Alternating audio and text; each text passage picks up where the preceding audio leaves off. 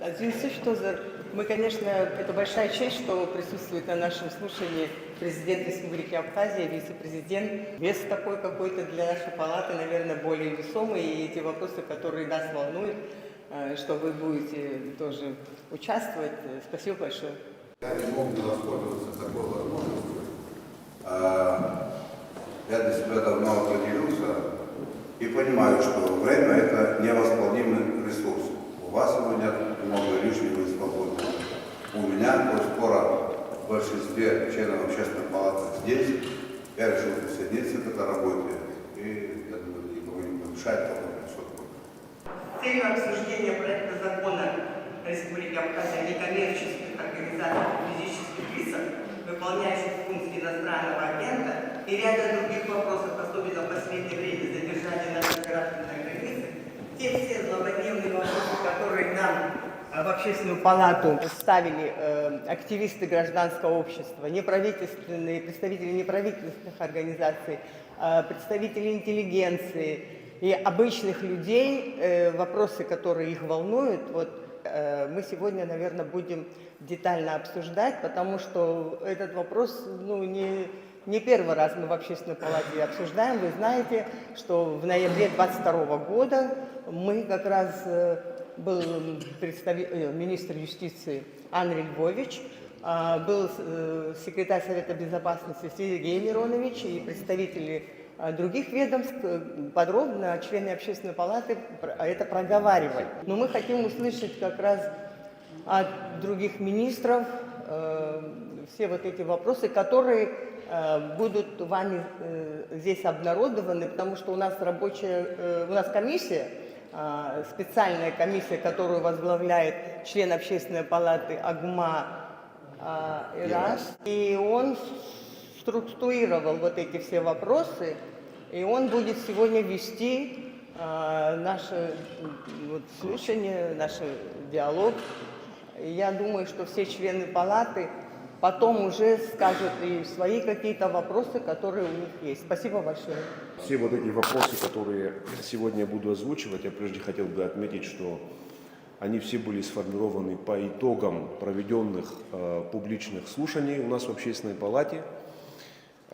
И, конечно же, мы пришли сюда с целью для того, чтобы у нас уже сложилось твердое мнение, этот закон нужно принимать или нет, для того, чтобы сделать выводы определенные. Я, наверное, с вашего позволения перейду к вопросам. И первый вопрос. Хочу обратиться к министру юстиции, к уважаемому Андрею Львовичу. Скажите, пожалуйста, Андрей Львович, каковы цели и задачи данного законопроекта, в чем причина его скорейшего принятия? Как известно, у нас уже действует закон о некоммерческих организациях, который позволяет регулировать их деятельность на территории Республики Абхазия. Может быть, для более тщательного контроля со стороны органов государственной власти стоит внести в данный законопроект определенные поправки. Нельзя ли ограничить деятельность конкретно тех организаций или отдельных ее представителей, которые вызывают опасения или нарушают законы нашей республики, используя соответствующие правовые механизмы? Насколько нам известно, эти организации и так регулярно представляют отчеты о своей деятельности в соответствующие государственные органы, или это не так? Если все же представляют отчеты, то имеются ли с их стороны грубые нарушения? Спасибо. Действующие механизмы правового регулирования общественных организаций, выполняющих, пока назову это, специализированные, специальные особые функции, значит, сегодняшний комплект правового регулирования не позволяет нам осуществить должным образом контроль в этой сфере, в том числе и в связи с тем, что вопросы просто отчетности и объемы той отчетности, которые предоставлены сегодня законодательством, не позволяют ввести необходимый уровень контроля общественных отношений в этой сфере. В то же время должен оговориться и сказать о том, что контроль, безусловно, бывает разный. По объему этого контроля контроль может быть, условно скажем, поверхностный, он может быть глубокий. За контролем могут следовать правовые последствия, могут не последовать правовые последствия. В этой связи на сегодняшний день мы имеем комплект регулирования, который не отвечает интересам в сегодняшних условиях. Это логика моего ответа, конечно. Да. Недостаточно этого регулирования. Недостаточно. Спасибо, Андрей Григорьевич. Уважаемый Сергей Миронович, хочу к вам обратиться. В пояснительной записке к закону отмечается, что принятие данного законопроекта будет способствовать защите интересов государства и его суверенитета. Возникает вопрос: за 30 лет их деятельности на территории Республики Абхазия были ли зафиксированы или выявлены случаи, направленные на вмешательство во внутреннюю политику с целью подрыва интересов и суверенитета нашего государства, приведших к кризисам или переворотам? Если да, то каковы факты и последствия? Вся наша послевоенная история, она демонстрирует, что со стороны внешних сил, а это были значительные игроки на мировой арене, оказывалось постоянное давление на Абхазию. Мы ведь утверждали свой суверенитет и независимость вопреки всему миру. То давление, которое на нас оказывалось, хорошо неизвестно, но мы выстояли тогда. Да, и в это время действовали неправительственные международные организации, и многие приносили большую пользу. Насколько некоторые из них участвовали в политических процессах, мне трудно судить, поэтому вот этот закон, который принимается, очевидно, он как раз и будет способствовать тому, чтобы было более пристальное внимание. Ведь о чем говорится в этом законе? Он направлен именно против тех лиц, которые занимаются политической деятельностью исключительно и получают финансирование из-за рубежа. Но давайте трезво взглянем на ситуацию. То, что сегодня происходит в мире, не может не тревожить, и мы прекрасно понимаем, что и наша судьба Абхазии тоже зависит от того, что сегодня происходит на мировой арене. Так ведь? Вот. Но мы и наши союзники видим, что многие негативные процессы, которые происходят вот в некоторых республиках, они вызваны деятельностью неправительственных организаций, которые мотивируются на политические проекты из-за рубежа. Поэтому такие опасения, я не говорю, что сегодня у нас это есть, я этого не могу утверждать, но мы хотим этого избежать. И поэтому меня немножко удивляет, что многие наши представители неправительственных организаций и люди, которые работают по этим проектам, так сильно обеспокоены. Они поддались просто какой-то пропаганде, потому что, еще раз повторяю, речь идет о тех, кто занимается политическими вопросами, и там в законе прямо прописано противоречащими интересам Абхазии. Но мы что, хотим, чтобы разрешить это, да? По-моему, здесь таких людей нету, поэтому этот закон как раз именно это и регулировать должен. Вопрос к Тимуру Иосифовичу, если позволите. Скажите, пожалуйста, действующее законодательство не дает ли вам соответствующих рычагов и полномочий, позволяющих пресечь антигосударственную деятельность и угрозу национальной безопасности Абхазии? Были ли такие факты со стороны отдельных неправительственных организаций и их представителей? В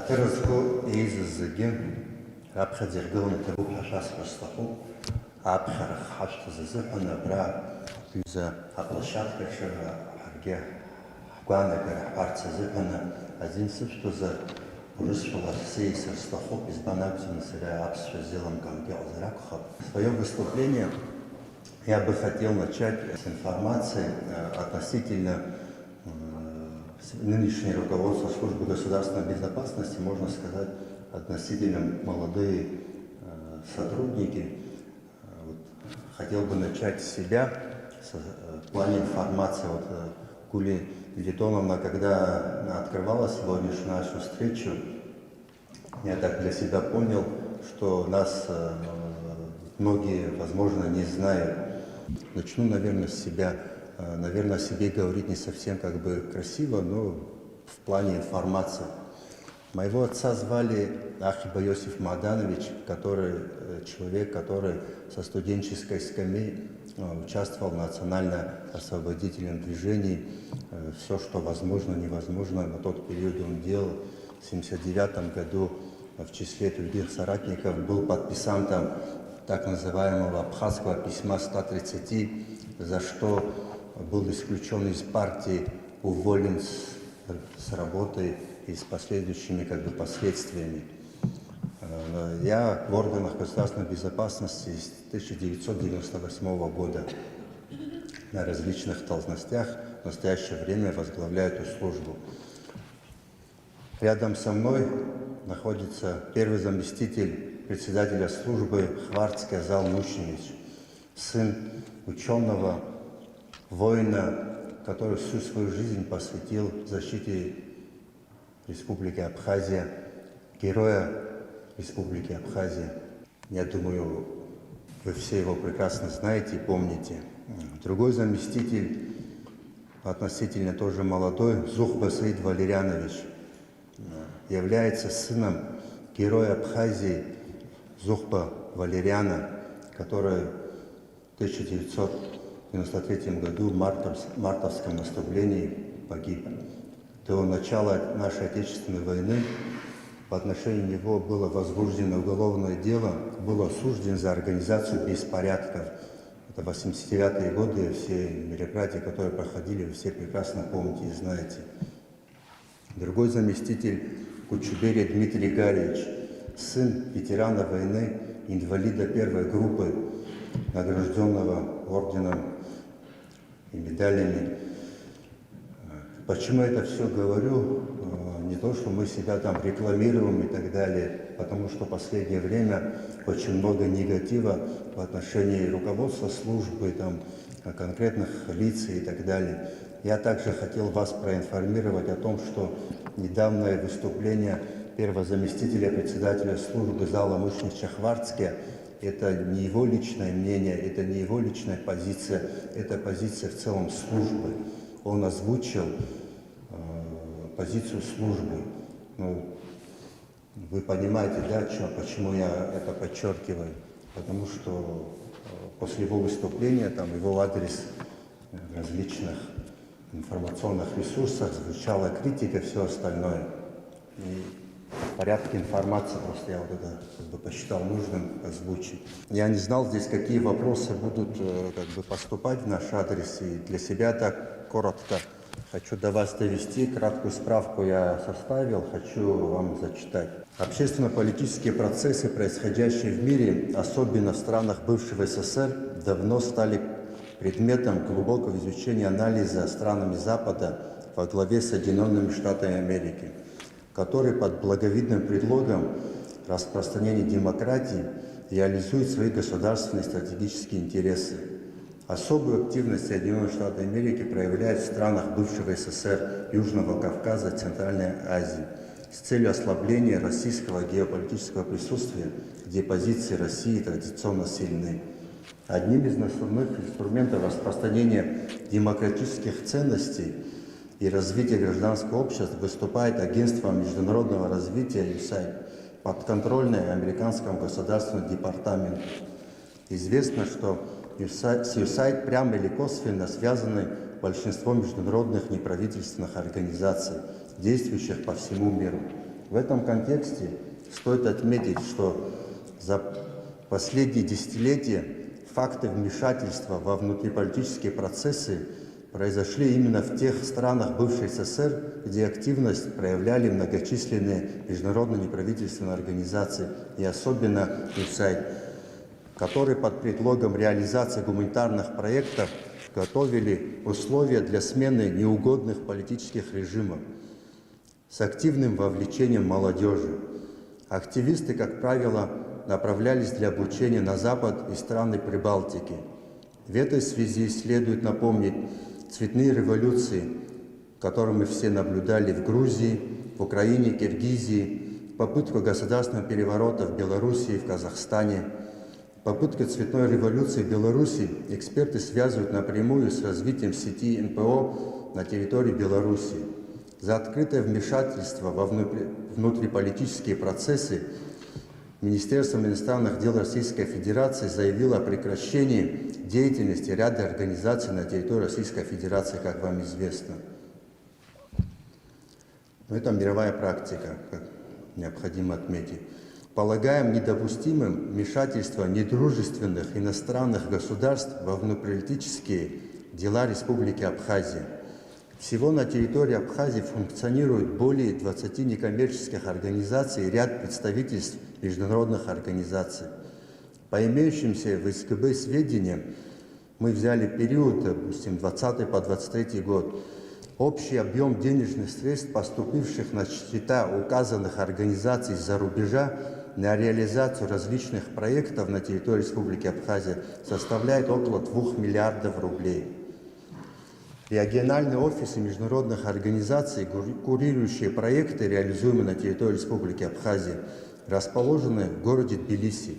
А непосредственное согласование проектов осуществляется с Министерством по вопросам примирения и гражданского равноправия, являющимся основным ведомством, ответственным за восстановление так называемой территориальной целостности Грузии. Осуществляемые неправительственными организациями проекты на территории Республики Абхазия неоднократно выходили за рамки заявленных гуманитарных целей.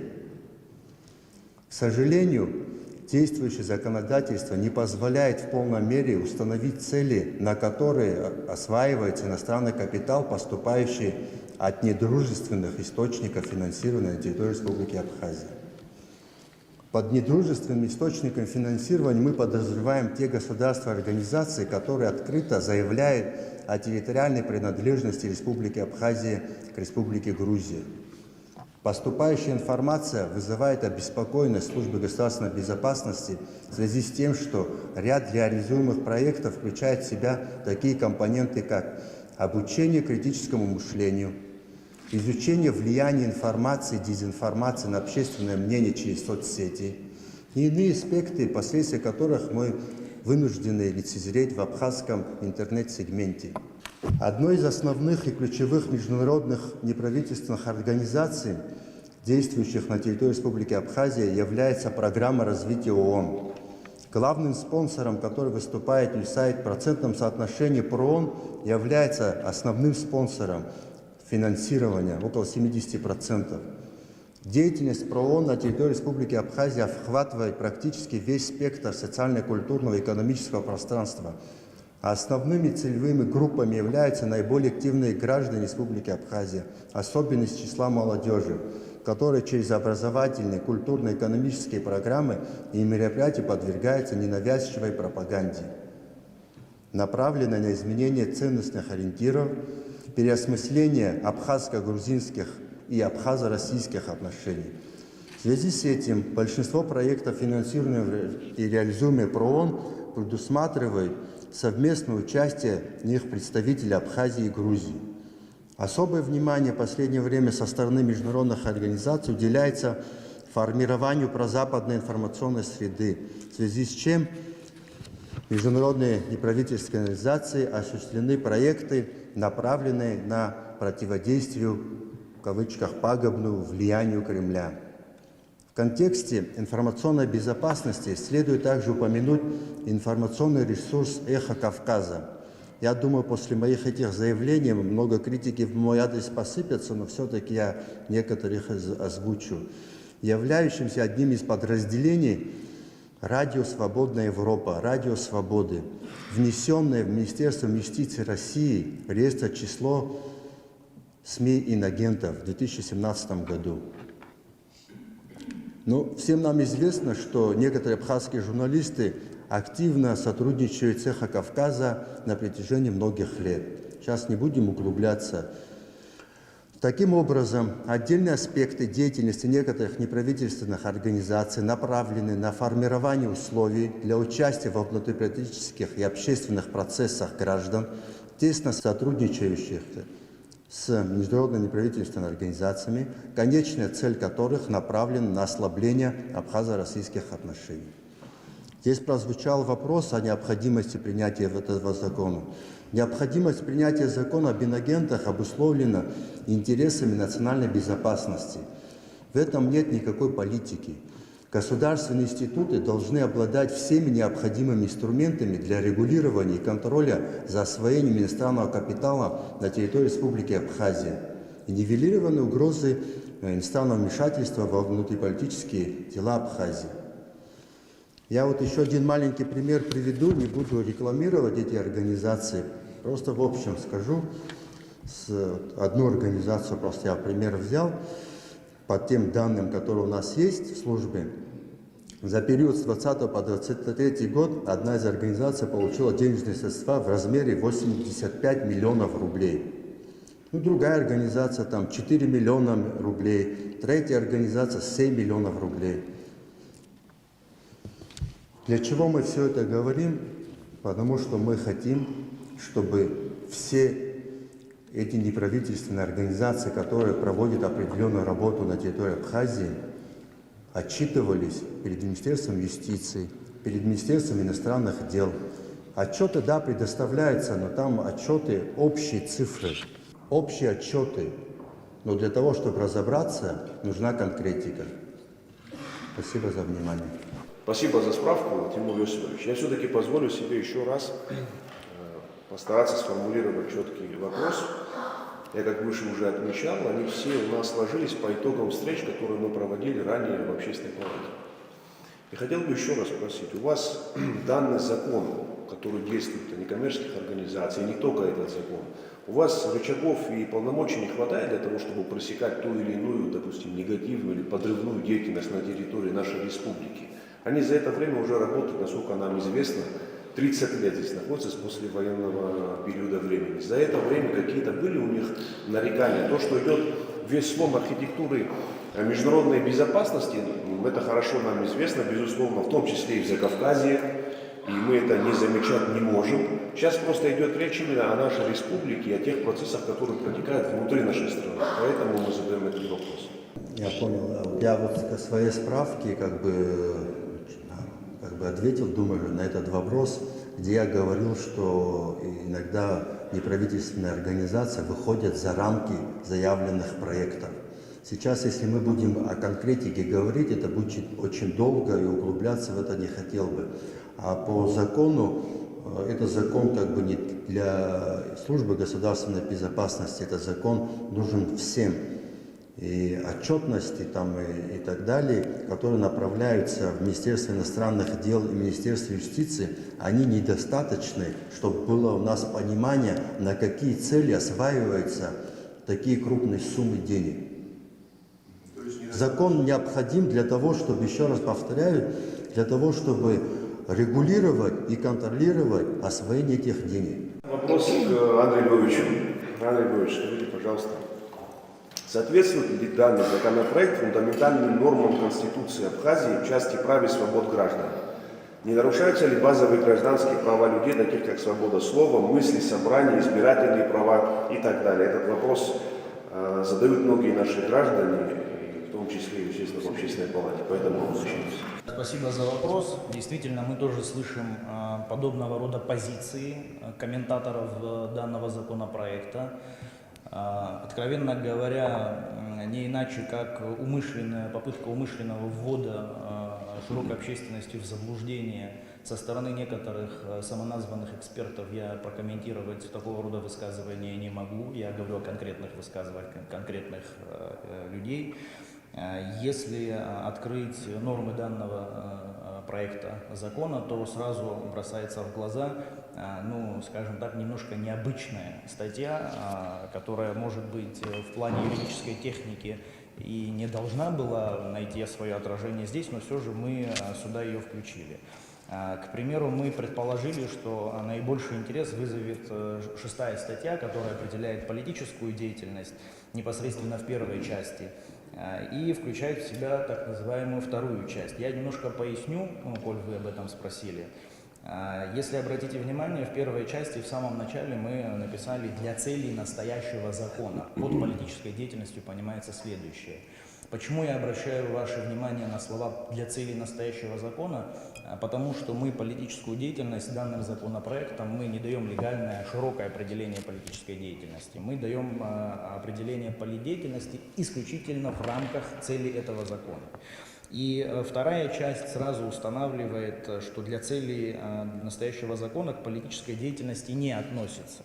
И здесь есть очень серьезный перечень действий, которые не относятся. Я хочу обратить ваше внимание именно сюда. Не относится деятельность в области науки, культуры, искусства, здравоохранения, социального обслуживания, социальной поддержки, защиты граждан, защиты человеческой жизни, семьи, традиционных ценностей и многое-многое другое. И в самом конце, в части 4, написано: настоящая статья применяется с учетом верховенства прав и свобод, гарантированных Конституцией Республики Абхазия. По-моему, это очевидно, что права и свободы, гарантированные Конституцией, имеют верховенство, и что бы ни было условно, скажем, написано в законопроекте и в итоге в законе, верховенство будут внутри себя задержать именно конституционные нормы. Но так или иначе, мы эту статью сюда включили для того, чтобы еще раз усилить позицию безоговорочного соблюдения прав и свобод, установленных и гарантированных Конституцией. Данный законопроект устанавливает определенные обязанности за физическим лицом, выполняющим функции иностранного агента, и определенные обязанности за юридическим, некоммерческой организацией. Вот если вы обратите внимание, все, что там написано, категорически не связано с политическими правами физического лица, то есть право пассивное, активное, никаким образом здесь не ограничивается. Значит, очень важным считаем момент свободы слова и свободы мнения. Данные свободы закреплены у нас и гарантированы Конституцией, и здесь никакого ограничения, во всяком случае, есть конкретная статья, никто мне не сможет открыть и показать, где в этой статье, может быть, в статье обязанностей, либо в статье ограничений, где мы затронули ограничение права голоса и права мнения, права мысли и всего остального. Хочу обратить ваше внимание, коль я зачитал вам о том, что не относится, если позволите, чуть-чуть попытаюсь попроще, рассказать о том, что я услышал. Например, есть байка о том, что данный законопроект ограничит деятельность некоммерческих организаций, которые снабжают наших граждан зарубежными аналогами, зарубежными экземплярами лекарственных препаратов, ВИЧ, СПИД, инсулинозависимым гражданам. Вот такое мнение тоже существует. Хочу сразу развеять это мнение.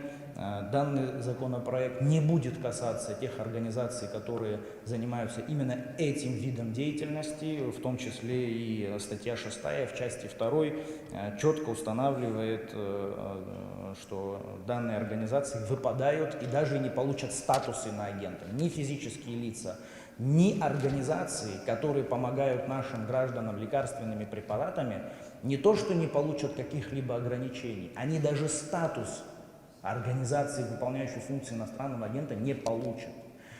Почему меня тоже чуть задело, когда говорят о том, что законопроект ограничит деятельность этих организаций. Это неправда, это ложь, и данный законопроект четко об этом говорит. Еще могу обратить ваше внимание на статьи, связанные, если позволите, предметно, постатейно я вам пройдемся. Непосредственно ограничения, связанные со статусом некоммерческой организации или физического лица, который выполняет функции иностранного агента. То есть самая главная статья, она, наверное, все-таки здесь. Нет, ограничение в 17 статье. Самая главная статья, которая, возможно, кого-то там напугает, она здесь. Если обратите внимание, прям быстро и попунктно. Первый пункт,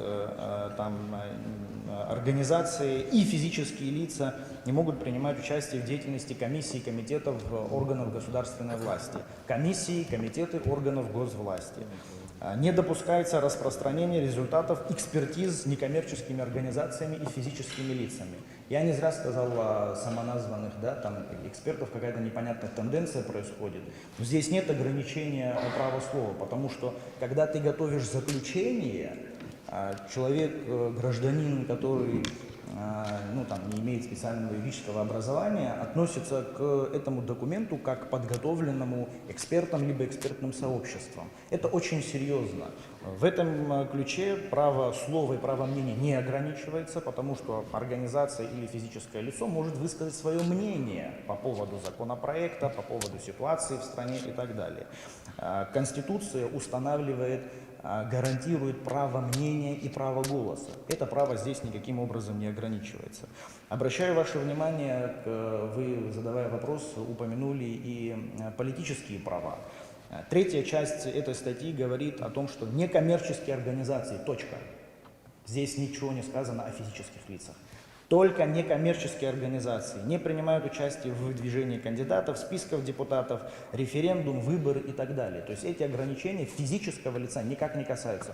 Чисто теоретически предположим, даже если тот или иной гражданин уже получил статус иностранного агента, ну, предположим, что он уже его получил, он имеет право баллотироваться как гражданин, он имеет право выбирать, быть избранным, избирать. Абсолютно все права у него остаются. Обращаю ваше внимание, статья называется «Ограничения», и в этой части, которая связана с избирательными ограничениями, здесь вообще нет физических лиц. Полная свобода для физических лиц, гарантированная как Конституцией, так и отраслевым законодательством, сохраняется. Некоммерческие организации не могут, и физические лица не могут вносить пожертвования в избирательные фонды кандидатов. Ну, лично для меня это понятно, это логично, это пожертвование, это деньги в избирательный фонд, значит, определенная лоббистская деятельность, ну, потенциально возможна. Это ограничение для меня, во всяком случае, понятно. Дальше запрещается перечисление, получение денежных средств там, на проведение митингов и так далее. Я не буду сейчас вспоминать Майдан и другие мировые примеры, поэтому данная норма здесь мне во всяком случае понятна. Шестая часть. Некоммерческая организация не вправе быть организатором публичного мероприятия. Здесь речь идет о некоммерческой организации, выполняющей функции иностранного агента. Физическое лицо, даже, грубо говоря, участник этой некоммерческой организации может как физическое лицо, как гражданин Республики Абхазия провести публичное мероприятие, любое, митинг, шествие, демонстрации, дебаты, телевизионные, любые другие. Седьмая часть. Не допускается пожертвование, ну, перед этим примерно о том уже говорили, политической партии. Ну, тоже понятно, это вопрос лоббирования. Восьмая часть, опять здесь ограничения. Некоммерческие организации не могут осуществлять педагогическую деятельность в республиканских и муниципальных образовательных учреждениях. А мне, например, показывали позицию, там вот я не помню кого, который на просторах интернета говорил о том, что вот этот закон запрещает мне осуществлять преподавательскую деятельность. Где запрещает? Здесь речь идет о исключительно некоммерческой организации, как физическое лицо. Даже участник этой некоммерческой организации, как физлицо, может быть преподавателем Абхазского госуниверситета, СОИ и так далее. Следующая норма. Некоммерческие организации не вправе распространять информационную продукцию для несовершеннолетних. Здесь и физические лица. Я являюсь автором данного законопроекта, ну, вот у меня есть дети. Вот, ну, так представляется, что вот определенные ограничения, связанные с несовершеннолетними детьми со стороны лиц, которые получают финансирование из недружественной для меня страны, ну, для меня это логично и понятно. Что, какую информацию, какие они брошюры будут распространять в среде, где находятся мои дети в том числе, ну, это нужно контролировать, это нужно видеть, и мы как государство должны четко мониторить ситуацию в этой плоскости. Далее, некоммерческие организации и физические лица не вправе принимать участие в закупке товаров, работы, услуг на государственные и муниципальные нужды. Это госзаказ, это очень серьезные вещи. В рамках этого госзаказа нашему государству могут поставить, не знаю, там, некачественное оборудование или там, оборудование, которое может в себе крыть какие-то там возможности нецелевого назначения, закрытого и непонятного для нас назначения. Далее, некоммерческие организации, физические лица, запрещается инвестиционная деятельность в отношении объектов стратегического значения. Как вам известно, ну вот мы пока писали, был парламентом принят закон о стратегических объектах. Вот будут определены стратегические объекты, важные для нашего государства, военные, энергетические, технические и иные по определенному списку и перечню. В эти объекты инвестировать нельзя, я заканчиваю. Некоммерческие организации не подпадают под определенное количество, и здесь исключительно об организациях речь, там, налоговых льгот, преференций и так далее. Я попытался очень быстро, но перечислить вам ограничительные позиции, которые ни в коем случае, в первое, не затрагивают гуманитарных проектов, где целью организации является действительно и искренне гуманитарная программа. Я не поленился, не сегодня, чуть позже я еще освещу эту тему. Я поднял, очень тяжело выискивать большое количество резолюций Генеральной Ассамблеи ООН, начиная там от, ну, что я нашел, там 98 год и так далее. Я нашел порядка 7 штук на данном этапе. В абсолютно всех этих резолюциях Генеральной Ассамблеи ООН сказано, говорится о том, что гуманитарная программа, она по природе своей должна быть аполитичной. И здесь для меня не совсем понятен смысл дискуссии, что если организация в своем уставе, в своих целях и в своих задачах не ставит перед собой целью реализацию политической деятельности, если у нее это и так не заложено и не закреплено, она в принципе не подпадет под нормы этого закона. Ведь, обращаю ваше внимание, для того, чтобы стать организацией иноагентом или физлицом, осуществляющим функции иноагента, должно быть два условия. Это зарубежное финансирование и занятие политикой. Я пытался, во всяком случае, просмотреть большое количество уставов и целевых программ этих организаций, которые у нас реализуются. 99,9%, а практически все 100%, там нигде не заявляется прямая политическая деятельность. То есть у них цели и задачи гуманитарные. Если цель и задача гуманитарная, какие проблемы, какие трудности, вы даже не получаете статус иностранного агента и продолжаете реализовывать свои программы в рамках гуманитарных целей.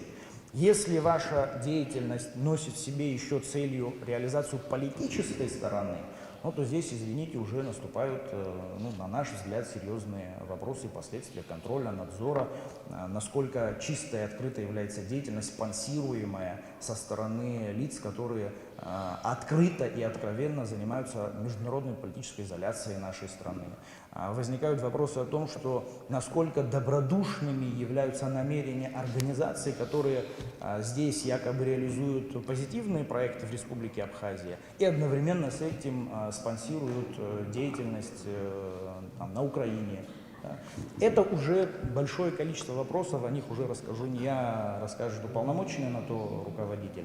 Но я попытался вам вкратце рассказать о определенных тезисах данного законопроекта. Я хотел бы обратиться дальше к Иналу Батовичу, министру иностранных дел. Скажите, пожалуйста, создают ли на сегодняшний день действующие организации на территории Абхазии проблемы в части союзнических отношений между Республикой Абхазия и Российской Федерацией, образуя антироссийскую повестку у нас в стране? Есть ли конкретные факты и случаи подобной деятельности?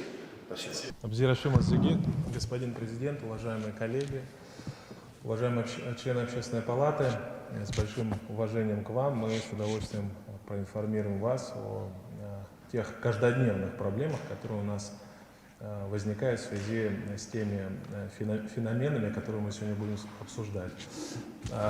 Ираст Рамзанович, вы имеете в виду какие организации? Наши абхазские местные, либо же международные? Не, я сейчас речь веду о местных. Местные? Да.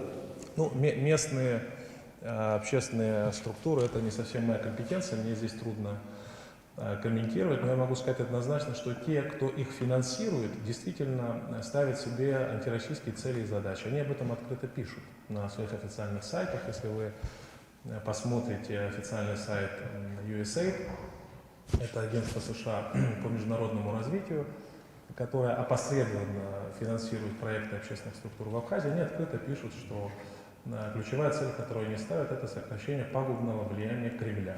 Так вот, без стеснений.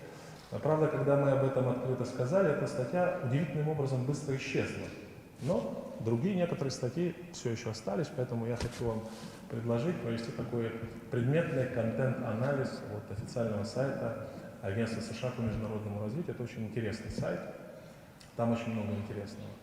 В частности, там было написано, что Агентство США по международному развитию финансирует UNDP, это вот структура ООН, которая, к огромному нашему сожалению, используется абсолютно не для уставных целей и задач Организации Объединенных Наций, а используется для манипулирования общественным мнением и реализации абсолютно кривых проектов на нашей территории. Поэтому вот я бы на это обратил ваше внимание. Помимо антироссийской составляющей, о которой я сказал, существует антиабхазская составляющая, которая нас вообще должна волновать больше гораздо. Значит, эти структуры занимаются изоляцией нашей страны. Агентство США по международному развитию, которое финансирует проекты внутри Абхазии, является субъектом агрессивной изоляции Абхазии. Все, что мы делаем ежедневно, будь то контакты с белорусами, с Объединенными Арабскими Эмиратами, с Ливаном, с Ливией, Значит, все блокируется со стороны этой структуры. И при этом наши некоторые сограждане, которые взаимодействуют с этой структурой, которая нас изолирует, они нам рассказывают про деизоляцию. Согласитесь, это удивительно, несколько удивительно. Про деизоляцию Абхазии нам рассказывают те, кто получает деньги от тех, кто нас изолирует. Это несколько неприятное обстоятельство, и это, к огромному сожалению, факт. Вот. Поэтому вот две ключевые такие фундаментальные вещи, которые бы я подчеркнул, что те структуры международные, которые финансируют наши общественные организации, открыто себе ставят целью сокращения пагубного влияния Кремля, ставят себе целью антиабхазскую деятельность, являясь субъектами агрессивной изоляции Республики Абхазия. И, в принципе, открыто пишут в своих стратегических документах о том, что одна из фундаментальных магистральных целей их деятельности заключается в деоккупации Абхазии, в восстановлении территориальной целостности Грузии. Об этом тоже открыто пишут. И второе, что я хотел бы сказать, таким очень важным этапом в нашей совместной работе команды президента стала публикация материалов СГБ. Значит, что там обращает на себя внимание? Обращает на себя внимание прямые переводы со стороны UNDP, то есть USAID, на счета наших соотечественников. Это на самом деле очень неприятно. Причем наши соотечественники занимаются информационной деятельностью, занимаются публикациями различных материалов и так далее, которые не всегда соответствуют реальности. Вот, например, нужная газета публикует, значит, заявление Тойво Клана, спецпредставителя ЕС. Оттуда полностью убрано все, что нас с вами не устраивает. То есть Тойво Клан сделал совсем другое заявление. Нужная газета публикует, создавая, видимо, благообразный образ этого человека, его заявление с изъятиями. Изъятие имеет фундаментальное значение и полностью искажает смысл его заявления. Поэтому я вот членам Общественной палаты предложил бы вот посмотреть на официальные сайты структуры. Спасибо. Еще один вопрос, Иван Анатольевич, сразу. Вы обладаете информацией о том, какое количество людей сегодня работает и получает заработную плату в данных организациях? Какое количество денег в части налогов они отчисляют государству? Какой объем средств был направлен со стороны неправительственных организаций за это время на реализацию различных социальных проектов и программ в области здравоохранения, сельского хозяйства и так далее? Обладает ли наше государство ресурсами, которые могли бы восполнить аналогичные проекты из других источников? И каков будет объем бюджетной нагрузки в случае принятия данного законопроекта? Ираст Рамзанович, некоторые ваши вопросы не по адресу. Я могу вам сказать, что в МИДе Абхазии есть анкеты международных организаций, которые они подают нам, когда на стадии, вот перед тем, как они начинают что-то делать, международные организации присылают нам проекты. Есть маленькая проблема, заключается в том, что то, что они нам пишут, не соответствует их деятельности. Пишут они нам какие-то размытые формулировки, а при этом, значит, их деятельность совсем другая. Они начинают наших соотечественников вовлекать в какие-то встречи с гражданами Грузии, значит, в третьих странах и так далее. Все это противоречит интересам нашего государства. И если вы сочтете это уместно, мы вам передадим соответствующие материалы. Вы просто посмотрите на анкеты этих международных структур. Вот. А что касается взаимодействия с нашими соотечественниками, международные структуры нас не информируют об этом. Они просто их вовлекают в эту деятельность, потому что им ставят соответствующую задачу. Понимаете? Поэтому, знаете, это вопрос вообще, в принципе, доверия. Вот откуда у нас в нашей стране доверие к коллективному Западу? Откуда оно взялось? Вот мне просто интересно, как молодому человеку, как человеку, который работает в Абхазии, собирается работать и жить здесь. Откуда мы взяли доверие к коллективному Западу? Вот недавно Владимир Владимирович Путин выступал и сделал блестящее во всех отношениях интервью. Вкратце оно называется «Хрестоматия. Почему нельзя доверять Западу?». Если Запад врет, обманывает президента ядерной державы, что он будет заботиться о проблеме развития сельского хозяйства у нас в стране, мы что, такие наивные, что ли? Я думаю, что нет. Посмотрите на деятельность западных стран в странах постсоветского пространства. Посмотрите, что они сделали на Ближнем Востоке. Чем объясняется использование такого термина, как иностранный агент, который воспринимается частью наших граждан как оскорбляющий их честь и достоинство, возводя по смыслу в ранг пособника вражескому государству? Вот мы слышим в общественной палате такие разговоры, значит, приходили, значит, члены нашего общества общаться с нами по этому вопросу. Ответьте, пожалуйста. Первое объясняется международной практикой, такой термин. Второе, что для меня более важно, международная практика понятна, у нас независимое самостоятельное государство, и мы можем сами определять и терминологию нормативных правовых актов, и многое другое. Как вам известно, в нашем национальном законодательстве термин «партнер» закреплен за Российской Федерацией. Вот было предложение, да, стратегический партнер, было предложение, значит, данных физлиц и организаций назвать не осуществляющим функции иностранного агента, а, там, например, зарубежного партнера.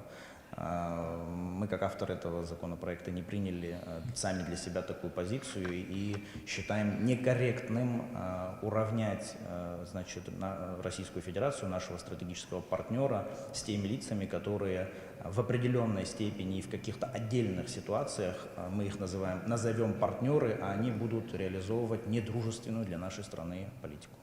Поэтому оставили международный термин «иностранный агент». Почему в законе из перечня лиц, которые могут быть признаны иностранными агентами, исключены, например, политические партии, религиозные организации, созданные представителями, к примеру, абхазской диаспоры? Они же тоже могут финансироваться из иностранных источников. Безусловно. Если обратите внимание, значит, у нас есть ряд исключений, например, по линии, что не является там источником. Приведу пример. Значит, некоммерческими организациями, выполняющими функции иностранного агента, не могут быть признаны, и мы его здесь включили, созданные в соответствии с законодательством иностранного государства объединение этнических абхазов, прямых потомков беженцев, покинувших историческую территорию проживания абхазов Абаза в результате русско-кавказской, русско-турецких войн и других событий XIX века. Это один из примеров. Какую цель мы преследовали? Мы хотели сделать так, чтобы наши соотечественники за рубежом, представители нашей диаспоры, в случае, если они в плане источника, да, перечисляют денежные средства, итоговые получатели этих денежных средств не стали здесь иноагентами. Приведу совсем простой пример. Вот, например, в качестве исключения, да, не признаются иностранными агентами организации, получающие деньги из государств, признавших независимость и суверенитет Республики Абхазия, то есть с которыми у нас есть дипломатические отношения. Но, к примеру, у нас пока еще, надеюсь, не признала Турецкая Республика.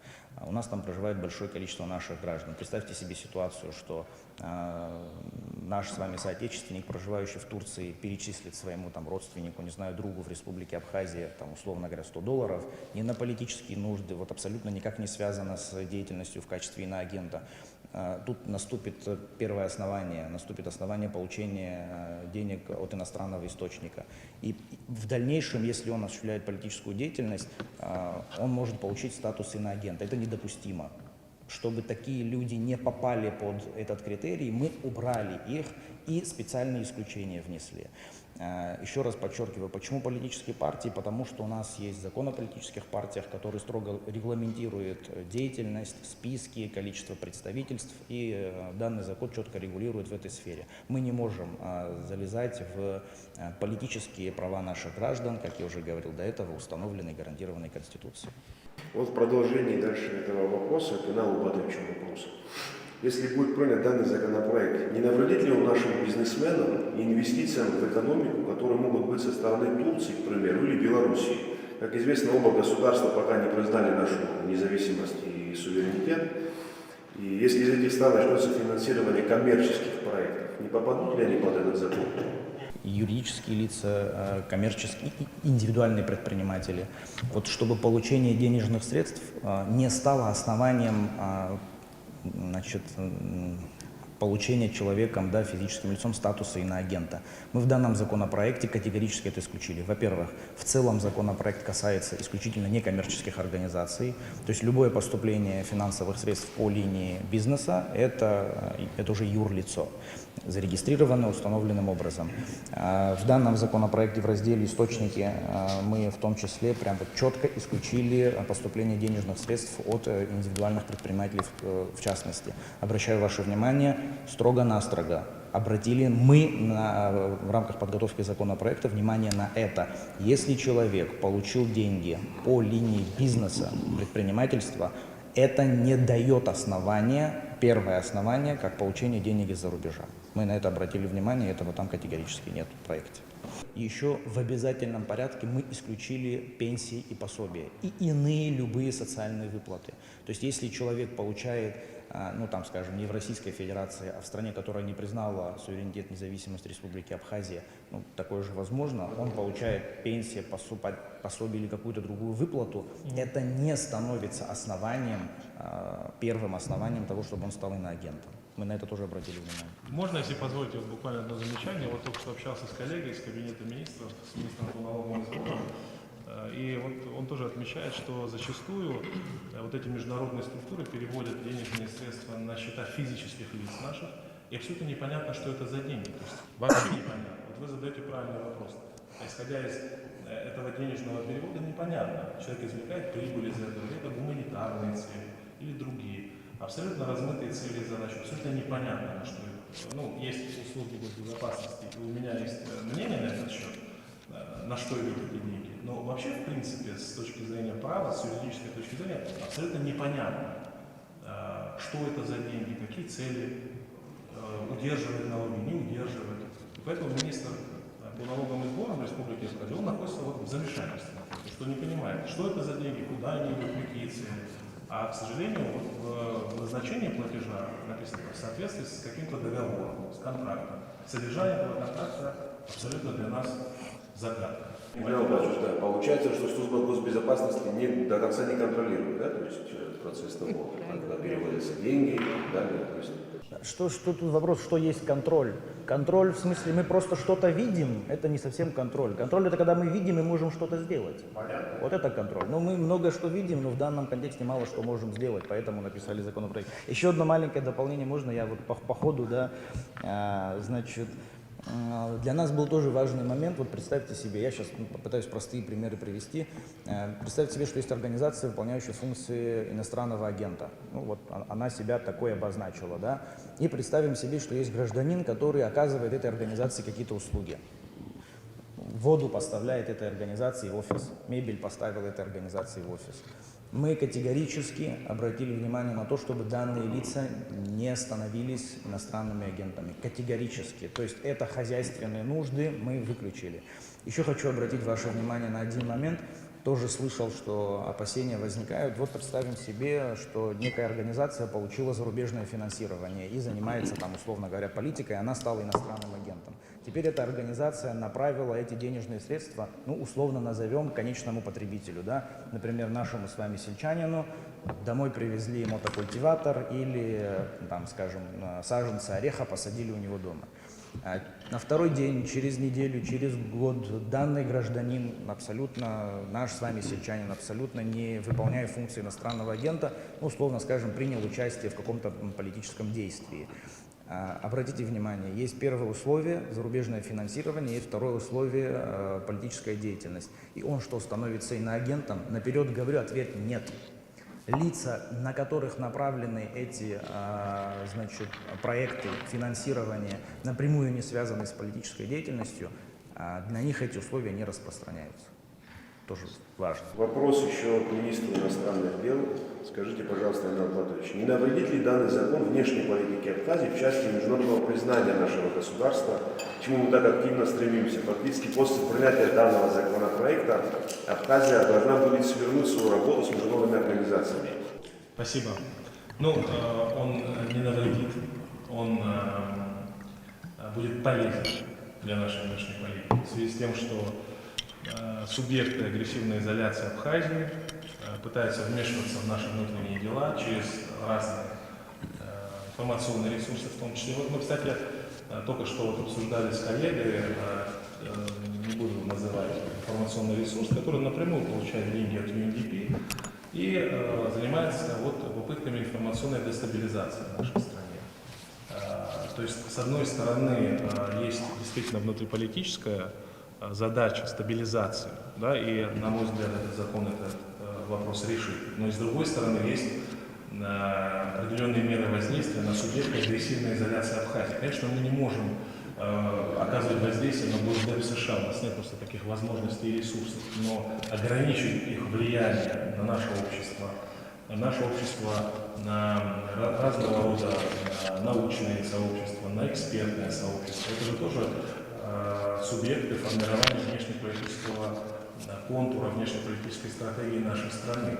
И они тоже пытаются влиять на это. Поэтому в этом смысле, на мой взгляд, наша внешняя политика станет гораздо более суверенной, она будет нацелена на реализацию наших национальных интересов. Поэтому я с принятием этого закона связываю только позитивные изменения в сфере внешней политики. Еще раз повторю, что доноры – это субъекты агрессивной изоляции. Это прежде всего вот те организации, которые мы назвали, UNDP, USAID, которые являются активными помощниками Министерства иностранных дел Грузии в деле блокирования наших международных контактов. Поэтому, с моей точки зрения, это будет справедливый ответ на их действия.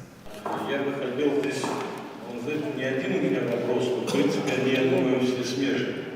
В первую очередь, выслушав мнение наших друзей, коллег, министров отраслевых, хотелось бы узнать, вот, везде прозвучала мысль, что мы не можем до конца разобраться и проконтролировать, на что выделяются средства, да, и как они используются, точнее, если говорить. Мы знаем, что существует некая отчетность и в МИДе, и в Минюсте, да, какие-то документы все-таки подаются.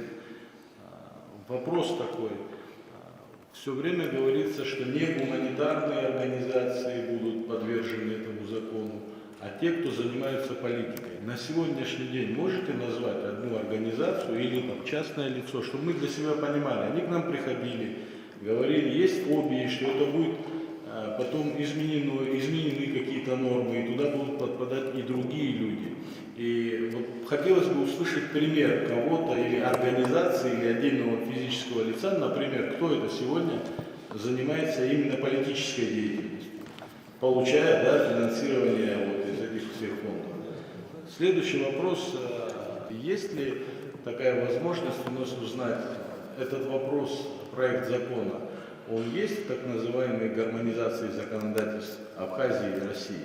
Если есть, то для меня примерно все очевидно и понятно. Мы тоже понимаем, что творится в мире, в какой ситуации сейчас Российская Федерация. Здесь двух мнений быть не может, это мы принимаем. Просто хотел узнать для себя, есть ли этот вопрос в этой программе. И еще, значит, вот в Российской Федерации иностранный агент, точнее по-другому скажу, гармонизация законодательств, мы принимаем наш закон про иностранного агента. Как вы думаете, не может ли это распространиться и, значит, на территории Российской Федерации могут ли как к гражданину Российской Федерации, но признанному инагенту на территории Республики Абхазия, приниматься санкции на территории Российской Федерации? Я почему этот вопрос задаю в таком ключе?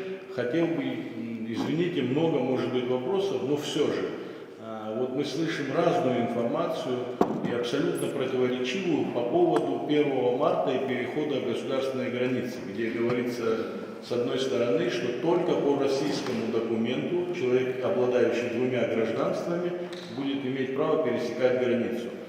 Вот в этом свете хотелось бы понять, не просчитывали ли вы риски принятия такого закона здесь, что человек, имеющий два гражданства, будет потом привлекаться на территории Российской Федерации, но уже как абхазский иностранный агент. И если честно, я услышал, да, я, кстати, не ожидал, да, что вот Россия партнер, а здесь вот агент, потому так приняли, да, такой термин. Для меня, мне этот термин абсолютно не нравится, я честно говорю, и знаю, что большое количество людей в Абхазии считает, что агент это сродни предателю Родины, да, который служит другому государству. И возможно ли, избежав этого, в существующий закон о некоммерческих организациях внести изменения, усилив его, может там все эти нормы, которые вы хотите сейчас, значит, увидеть в этом законе, отразить в уже существующем. Все, извините, если долго, вот такие вопросы. Какое значение имеет термин? Нас должно волновать, какие последствия для нашего государства будет иметь те или иные действия. Вот это важнее всего, это приоритетное должно быть. Так можно его назвать хороший товарищ, друзья, генерального, как хочешь назови. Мы говорим о том, что эти организации проносят нам пользу или вред, нужны или нам не нужны. Тот термин, мы, знаешь, никто это никого не назвал, ни предателем, ни это. Люди сами себя придумывают. Это термин чисто юридический. В нем нету слова, ну, не знаю, у нас тоже есть торговые агенты, да? Слово агент, слово резидент, не резидент. Это те слова, которые применяются. Но если это юристы, наверное, найдут более конкретный ответ, я не понимаю. Понимаете, мы заботимся о терминах, заботимся о чем-то, но не о безопасности государства и о тех последствиях, которые у нас будут. Присутствующие в этой аудитории, наверное, знают о том, что существует межгосударственный договор от 24 ноября 2014 года. Там прописано о том, что мы создаем единую территорию обороны и безопасности, единую территорию социально-экономического развития. Такая формулировка, так или не так? Это тоже ориентир, которым мы должны руководствоваться. Поэтому друг твоего друга, мой друг, и с точностью да наоборот. А в отношении конкретных лиц, Сергей Иванович правильно сказал, закон обратную силу не будет иметь. А скажите, пожалуйста, когда началась специальная военная операция, люди, которые обратились с письмом и говорили, что этого не нужно делать, мы все понимаем, что война это плохо. Конечно, плохо. Но когда тебя не оставляют выбора, они занялись политикой или нет? Это политика или не политика? Конечно, политика. Никому, конечно же, не хотелось бы, чтобы так сложилось, но война идет. Наши ребята туда поехали, погибают. Никто же их туда не погнал. Они воюют за это. 19 человек мы уже похоронили. Поэтому, уважаемые коллеги, вопрос, конечно, непростой. И мне понятно, почему такое внимание к этому вопросу. Мы должны, конечно же, принять очень взвешенное решение.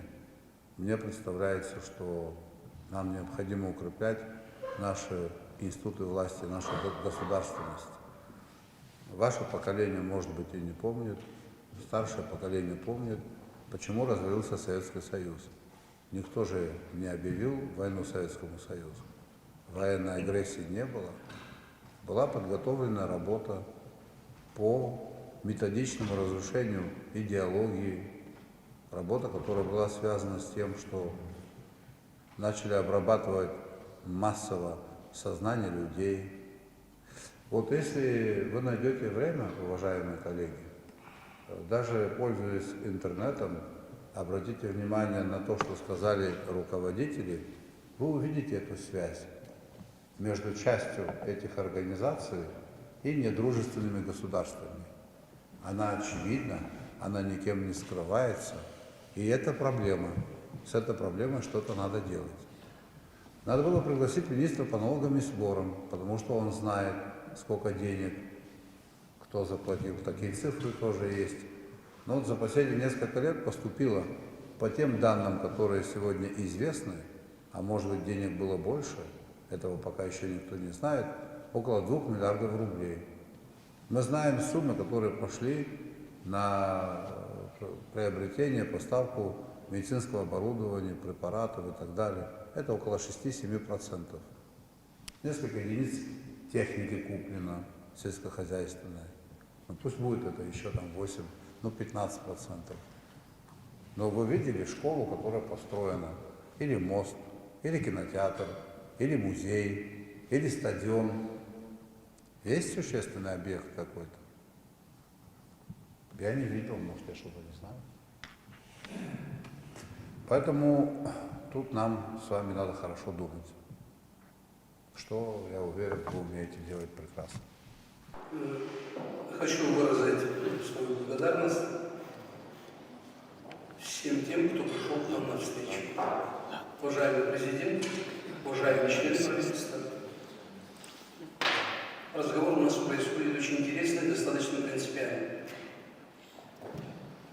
Мы последние годы оказались в ситуации, когда большая часть нашего общества не знает правды, что происходит вокруг нас. Очень много людей, кто пытается, а многие уже, наверное, и таких вот моментов достигли, как бы забаламутить общество, увести их от проблем в другую сторону.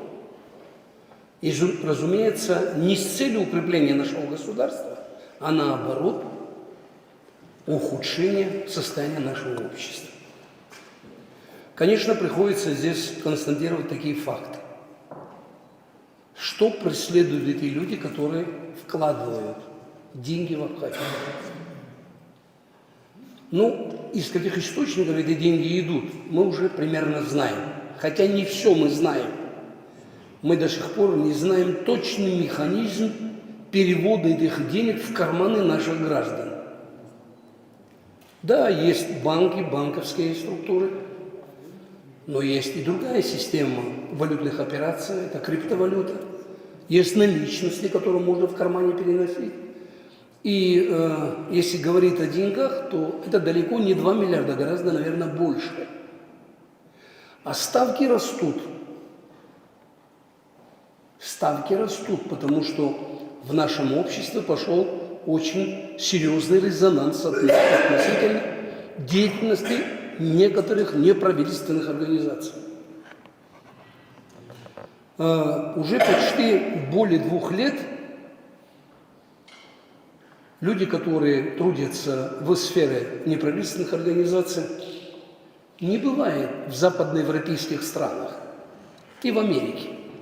Если раньше, например, считалось нормой посещения Лондона, Парижа, Берлина, Рима, там, значит, Вашингтон и так далее, то сегодня все это уже купировано. Понятно, что в Грузии начинают понимать, что наш контакт с Европой это несет и опасность для грузинской политики. И потому нам дорогу туда перекрыли. Я, по крайней мере, знакомился с документом в виде письма, которое было направлено в соответствующей структуре Европы, где наши жалуются, что вот грузины нас не выпускают никуда, они вот держат нас здесь. Я понимаю их озабоченность. Все делается для того, чтобы дискредитировать власть.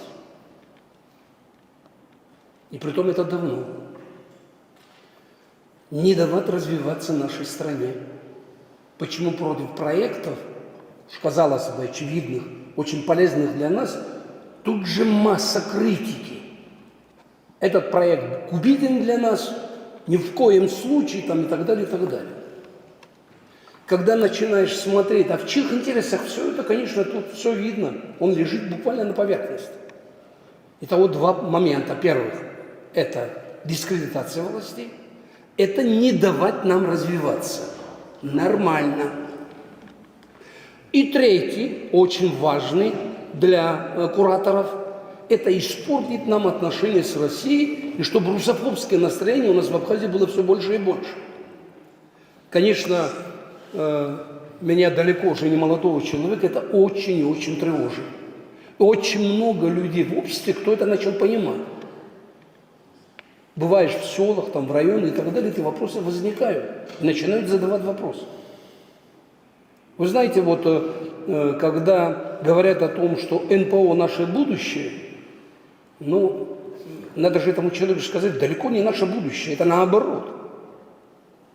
Но я хотел бы, уважаемый Аслан Георгиевич, чтобы вот такая оценка, которую мы пытаемся сегодня дать этому движению НПО, она была, наверное, во всех правительственных структурах. У нас была недавно встреча, мы встречались с интеллигенцией, но это была часть интеллигенции, вот. Но там были ваши представители, которые говорили, ни в коем случае такой закон нельзя принимать. Это противоречит будущей Абхазии. Это противоречит нашим демократическим институтам. Я был просто шокирован этим. Я думаю, эта информация уже и до вас дошла. наверное, я сейчас не хочу пальцем на кого-то показывать. И у нас все больше и больше разговоров не в обществе, а в социальных сетях о том, что фамилии неугодных людей в Абхазии передаются спецслужбам России нашими правительственными структурами. То есть у нас в правительстве сидят люди, кто день и ночь сидит и списки составляет, и эти списки сливает в соседнюю страну. Я этому поверить никак не могу. Потому что бывали моменты, когда и меня останавливали на границе. В 2000 году, 2001, 2003 году. Но ни один человек из тех, кто со мной беседовал, не сказал, что информация о вас пришла из Абхазии. Я дал разъяснение, и мы друг друга поняли, и быстро расстались. То есть вы, пожалуйста, имейте это в виду, что есть такой разговор, есть люди, которые настаивают на этом, и они выступают в прямом эфире, говоря, что нас сливает наше правительство. Мне, откровенно говоря, очень обидно за наше правительство, за нашу страну. Вы знаете, я не собираюсь политическую карьеру строить, да, это у меня уже позади, вот. Но за имидж Абхазии, за эту страну я немало в этой жизни сделал, и хотелось бы, чтобы его молодые люди, которые сегодня Абхазию получили на руки, мы его когда-то вытащили, знаете, из пасти дракона, и чтобы они с нашей Абхазией поступили так, как они хотят поступать. Так, как сегодня так легко не говорят. Когда говорят о том, что списки сливаются, а вы проследите за своими выступлениями в прямом эфире. Вы посмотрите свои выступления в социальных сетях, в Ютубе посмотрите. Многие люди в общественной палате не понимают важность этого вопроса. Многие не понимают. Хотя основная масса членов общественной палаты понимают, и они со всей ответственностью к этому подходят, потому что это будущее нашей страны, нашего государства. У меня все. Этот вопрос для меня такой сложный, что я вот его целиком отдаю политикам, чтобы вот политики решили этот вопрос. Но так, конечно, вот слушаю, интересные вещи говорят, очень интересно ответили на эти наши вопросы. А вообще вот мне хочется дать совет дать нашим гостям сегодняшним. Хотя я сама не люблю советы, но вот когда мне на работе говорят, вот начинают советы, я всегда говорю, не учи, помоги материально. Но здесь, конечно, другой вопрос.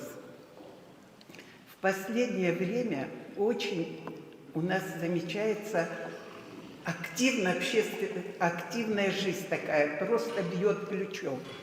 Одна сторона людей нашего общества считает, что наши власти, они не справились со своей работой, и надо их снести. Вторые же считают, что мы развиваемся. А вот те, которые считают, что мы развиваемся, они вот слабы перед отношением тех, кто вот считает иначе. Но это вот медаль с двух сторон. Вот те, которые считают, что власть не справилась, с них надо брать пример. Слушайте, как они работают. Просто надо у них учиться. Не успеет власть сказать, чихнуть, уже говорят, будь здоров. Даже еще не зная, что там будет, где уже готовы все это, и Facebook, вот это, и что только они не говорят, и просто диву дивишься. Вам надо учиться у них, как работать. Вот честно вам даю слово. И смотрю, слушайте, и не поверила, это мне стало смешно. Я иноагент, Лоло Людмила Родионовна. Никогда в жизни там не было. Но, правда, они у меня проводят иногда семинары, они мне оплачивают, я даже рада, когда приезжают. Но вот, может быть, вот я обращаюсь к Тимуру Иосифовичу, посмотрите, какой я там организации, может нечаянно, может быть чайно. Да мы слышим о каких-то списках, которые кто-то составляет, то служба составляет, то МИД составляет. И вообще, как бы, вы видели эти списки где-нибудь на официальных сайтах, там, все эти списки появляются, непонятно откуда, там и мои родственники, чтобы вы понимали, которые мне звонят и спрашивают про какие-то списки, как они попали. Мне это сложно ответить на этот вопрос. Я вас с уверенностью могу вам заявить, что служба госбезопасности никакие списки не составляет и никуда не направляет. По одной части не надо так ругаться слово агент, потому что вот буквально перед изучения нормативной базы нашей у нас есть налоговый агент, у нас есть финансовый агент, у нас есть платежный агент. У нас есть агентство целое. Да, агентство, есть, есть банк агент и есть, что самое интересное, даже типа значит, возвращаясь... Ну да, туристический агент, извините, да, вашу сферу забыл. Значит, теперь о важном. Прям хочу обратить внимание. Был задан серьезный вопрос, если ответ на него не поступит, это тоже станет предметом каких-то там измышлений. Если я правильно понял вопрос, гражданин Республики Абхазия, который, имеющий двойное гражданство, признанный здесь физическим лицом, выполняющим функции иностранного агента, оказавшись на территории Российской Федерации, на него не будут распространяться ограничения, потому что в России действует свое законодательство. И именно российским законом, если он будет признан, то на него будет распространено. Приведу другой пример в обратную сторону. Представьте себе, что вот сегодня действует в России, да, законодательство. Российский иностранный агент, оказавшийся на территории Абхазии, мы никак не сможем на него распространить ограничения, потому что по нашему законодательству он таковым лицом не является. Сразу вот хочу закрыть эту тему. Как только эта информация появилась в неофициальном ключе, мы сразу пригласили господина Шургалина, посла Российской Федерации в Республике Абхазия. Он эту информацию уточняет. Но вот пока мы от него ответ не получили, было опубликовано на официальном сайте пограничной службы ФСБ России соответствующее информационное письмо со ссылками на действующее законодательство Российской Федерации. Мы вам тоже это письмо передадим. Там указано, что те страны, с которыми у Российской Федерации соглашение об урегулировании вопросов двойного гражданства, это Абхазия, Осетия, пока соглашение не вступило в силу, но в ближайшее время вступит в силу, и Таджикистан, с этими странами Российская Федерация акцентирует важность перехода именно по паспорту гражданина Российской Федерации. Такое письмо есть, но как это будет в дальнейшем с точки зрения правоприменения практики, мы будем информировать, это нужно уточнять. Но есть такое письмо, это пока единственное, что официальных источников. Спасибо. Тенгиз Шотович, пожалуйста. Еще раз приветствую наших гостей, наших коллег. Сложно сказать, у меня несколько вопросов. Я все-таки не понял правовое основание, мотивацию принятия законопроекта. Здесь было сказано, что в силовой структуре, я так правильно понимаю, отсутствует достаточный инструментариум в рамках действующего законодательства для того, чтобы произвести выемку необходимых документов, провести процессуальные мероприятия, получить необходимую информацию. С учетом 15-летнего опыта работы в правоохранительной системе, насколько я знаю, проблем в этом плане нет, вообще нет, потому что и в рамках уголовно-процессуального законодательства, и в рамках оперативно-розыскной деятельности, и в рамках таможенного законодательства, налогового законодательства есть широкий объем полномочий у государственных органов власти, которые могут истребовать любые документы, посмотреть движение по всем счетам и с учетом всего этого принять необходимое решение.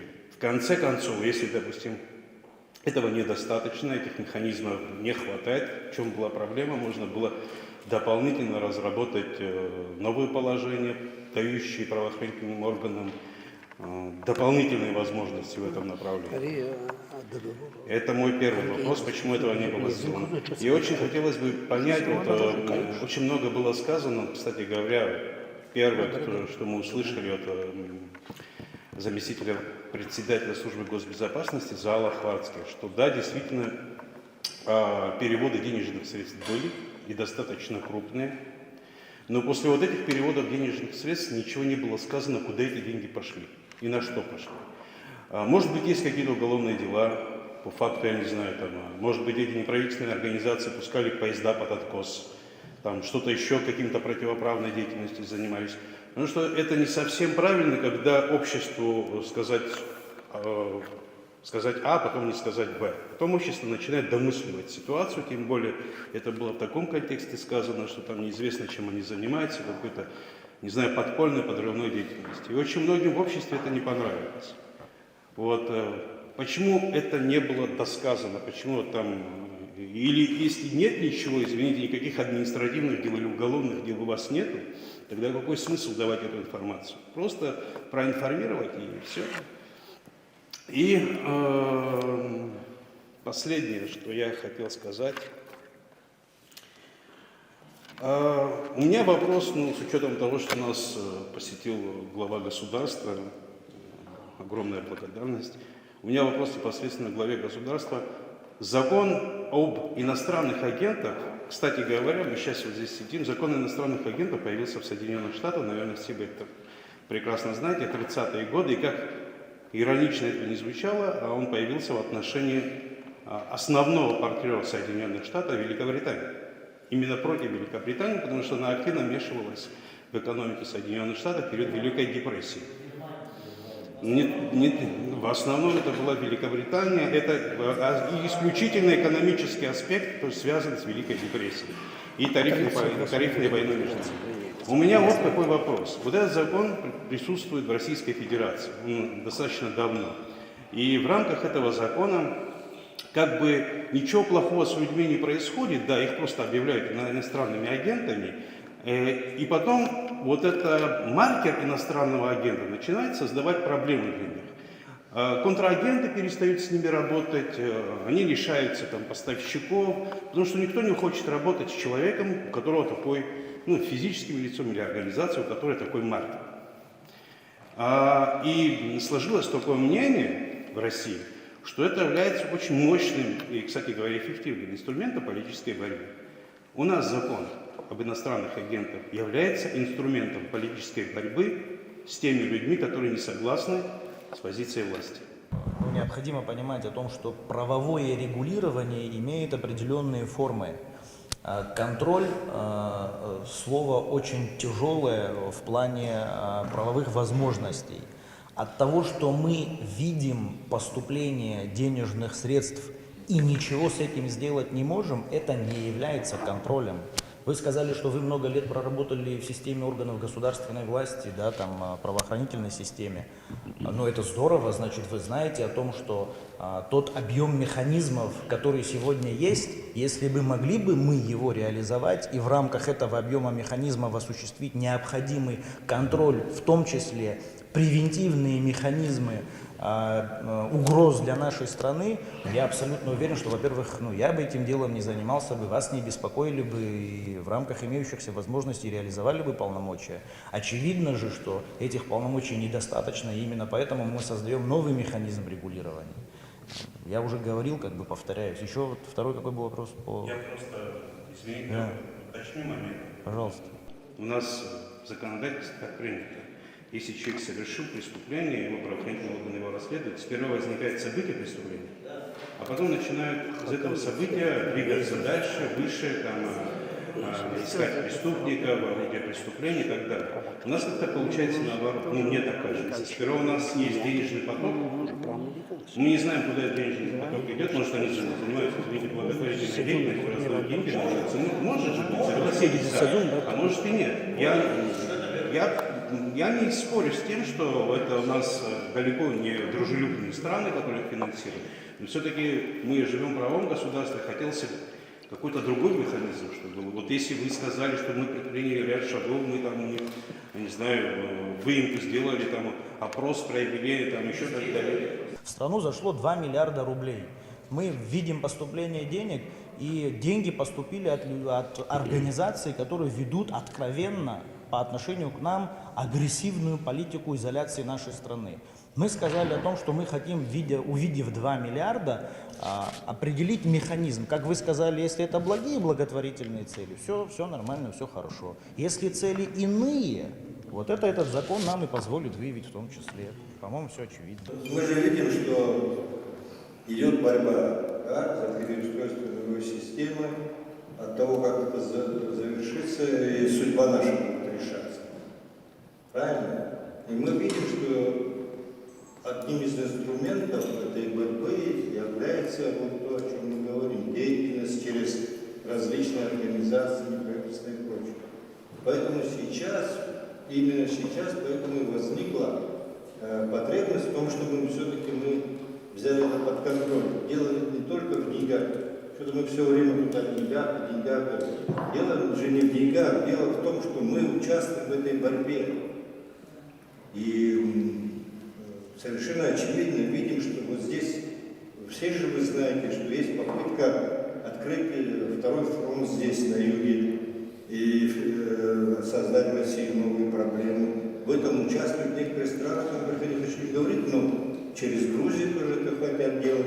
Все это вот и вызвало то, что мы именно сейчас направили свои мысли на регулирование этого процесса. Ведь у нас эта деятельность давно продолжается.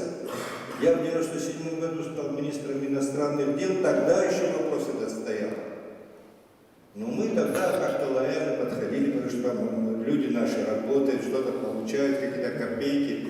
Тогда эти деньги считались, тоже люди на это жили, все как-то закрывали на это глаза. Но сейчас мы подошли к апогею вот этой борьбы. Не знаем завтра, что будет, потому что обсуждаем вообще здесь. Уже люди говорят об Армагеддоне, который в результате ядерной катастрофы может произойти. Не знаем, что завтра будет. Как надо защититься и пройти вот сейчас этот период, как-то очень мудро вместе всем сообщать. Его очень просто и однозначно, на мой взгляд, это будет недостаточно. Вопрос вот такой. Является ли данный законопроект инструментом политической борьбы?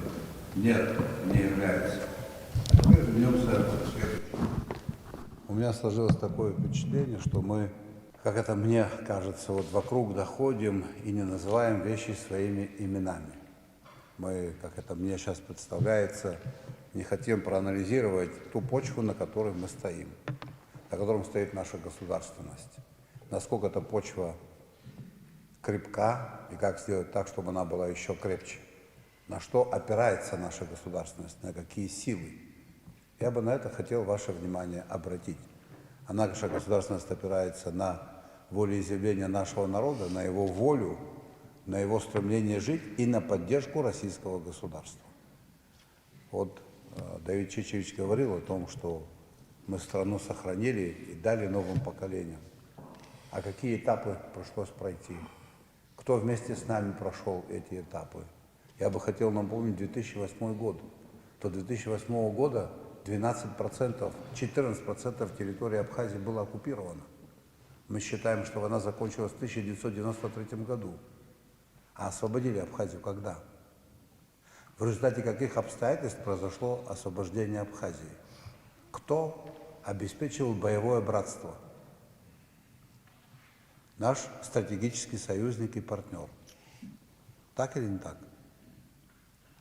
Сегодня, я уже, знаете, как бы это правильно высказаться, не всегда я хотел бы это повторять, потому что рисуют мой образ таким образом, что Аслан Георгиевич говорит якобы о том, что мы ни на что не способны, и мы всегда должны рассчитывать на кого-то. Я никогда так не говорил. Мы на многое способны, но нам сегодня нужна поддержка. Мы еще не выросли. И эта поддержка всемирная только с одной стороны. И этой стороне объявлена война всеми теми, кто финансирует данные организации.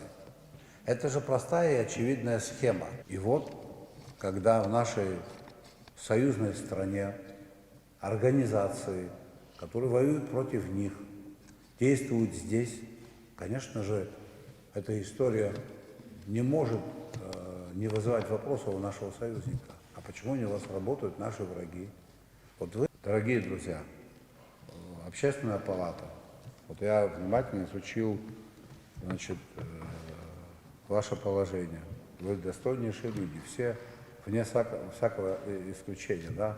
Ваши рекомендации, они важны и так далее, но ответственность несет власть.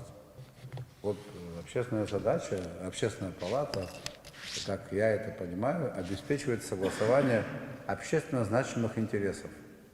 Скажите мне, пожалуйста, обеспечение военной безопасности общественно значимый интерес? Или это не общественно значимый интерес? Наша военная безопасность обеспечивается какими факторами? Это вопрос к вам. Скажите, пожалуйста, мы можем, находясь в состоянии войны, провоцировать своего противника своей слабостью? Скажите, пожалуйста, насколько было правильно пройти мимо такого вопроса, как строительство военной базы в Чимчирском районе? Это нам нужно было или не нужно было? Скажите мне, пожалуйста, нужно было, но не решили же. Обеспечение военной безопасности, я об этом говорил. Наши пенсионеры, наши ветераны, экономическое развитие Абхазии. Экономическое развитие Абхазии – это задача номер 1.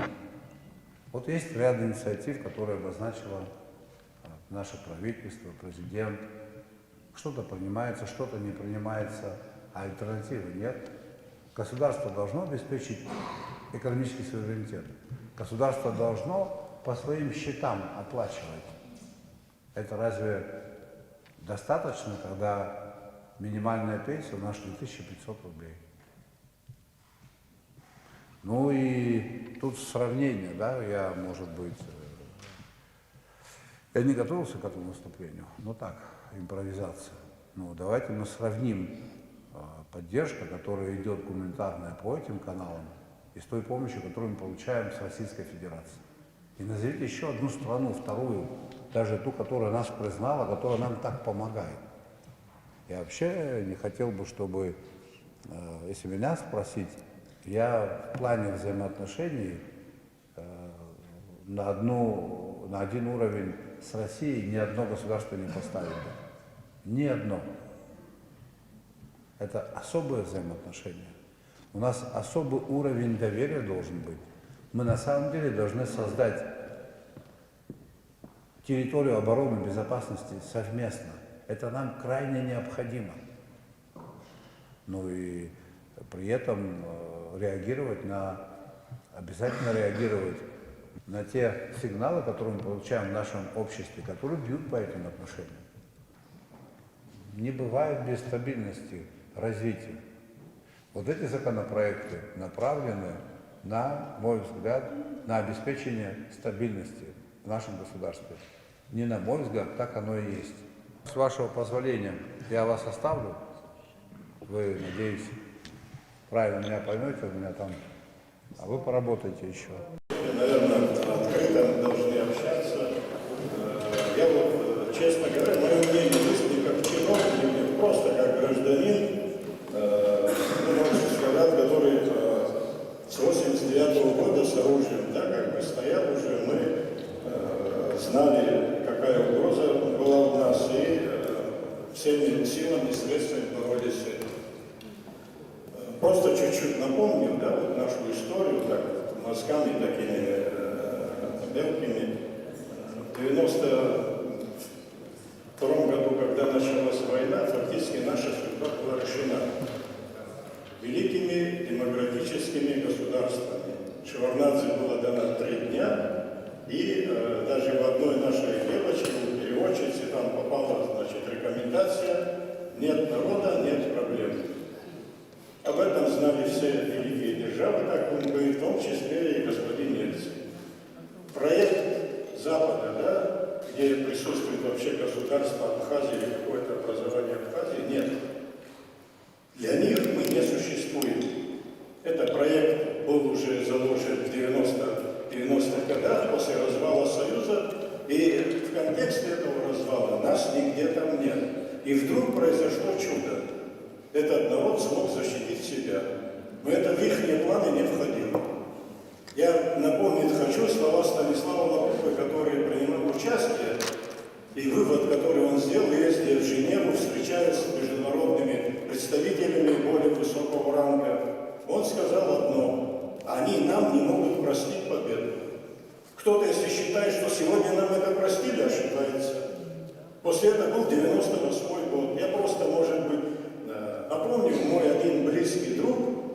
связи с тем, что у меня есть родственники, близкие, друзья в Грузии, он был водителем одного чиновника ООНовского. Он говорит: я вас поздравляю, вы действительно сейчас победили. Я говорю: как мы давно победили. В 1998 году, когда были гальские события, они надеялись, что они смогут нас раздавить. Это не получилось. И ООНовские чиновники пришли к выводу, что нынешнее поколение грузин не способно победить. У них психология как бы уже проигравшего и так далее. Потом вы прекрасно знаете 2001 год, связанный с господином Гилаевым.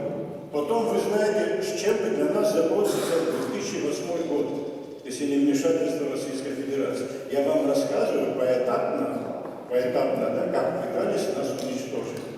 Понимаете? Я могу сказать, может это громко, я не знаю, тут Сергей Миронович сидит, более опытный политик, да, вот у нас начались все брожения, скажем, вот это письмо, о чем Чичевич говорит, это письмо было 2010 годом, когда нас начали изолировать, и пошла уже по отношению к нам другой вид войны, так называемая гибридная война. У нас на нашей территории сегодня идет гибридная война. Это мое мнение, не как чиновника, просто это не официальное заявление, это лично мое мнение. Мы должны это понимать. Что меня сегодня, вот здесь, знаете, вот как бы тревожит? Нет, в контексте наших сегодняшних беседы нигде не прошло вот такое, знаете, забота, что будет с нашим суверенитетом, сохраним ли мы нашу государственность. Все крутится вокруг закона, и кого-то могут случайно обидеть. Что важнее вообще, народ, государство, наше будущее или какие-то, вот, которые вас тревожат, там, свобода слова, так называемая. А где это вообще свобода слова есть? Где это есть демократия вообще? Канцлера ФРГ выбирают немцы, премьер-министра Англии выбирают англичане. Ну, ребята, мы давайте не будем себя обманывать.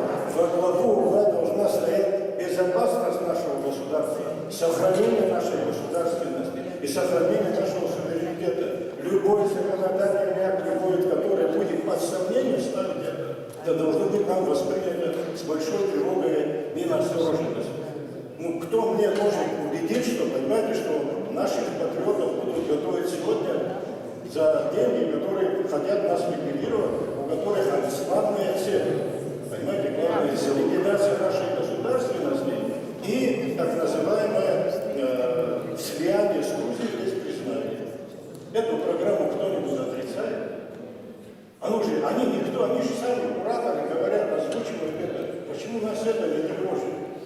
Бесаруб Алексеевич, нас это тоже, естественно, тема. Я это не прочувствовал, я извиняюсь, может, у меня интеллекта не хватает, чтобы это прочувствовать. Уважаемые участники, мы как представители, я как представитель Общественной палаты, мне кажется, что нам нужно размышлять и думать в соответствии с нашим законом, об экспертизе этого закона. Мы должны думать, что этот закон нам даст. Мы должны прогнозировать, как общество будет реагировать, какую пользу принесет этот закон. Помимо того, что прописано постатейно о целях, задачах закона, есть еще, я не согласен со словами, которые только что прозвучали, наша главная цель нашего государства – это человек, гражданин, народ, страна, его свободы, за что все наши поколения прошли эту борьбу.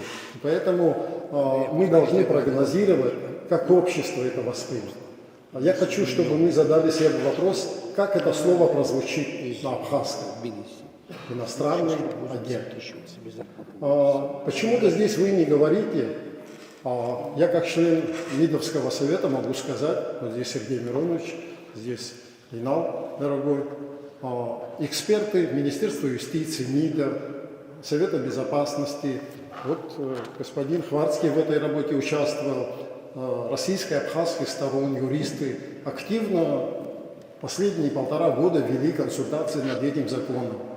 Вы находили формулировки другие, согласовывались с российской стороной, вы нас информировали в МИДовском совете, вместо иностранного агента иностранный партнер, что не Министерство юстиции будет определять статус иностранного агента или нет, а суд будет решать, То есть была большая работа проделана.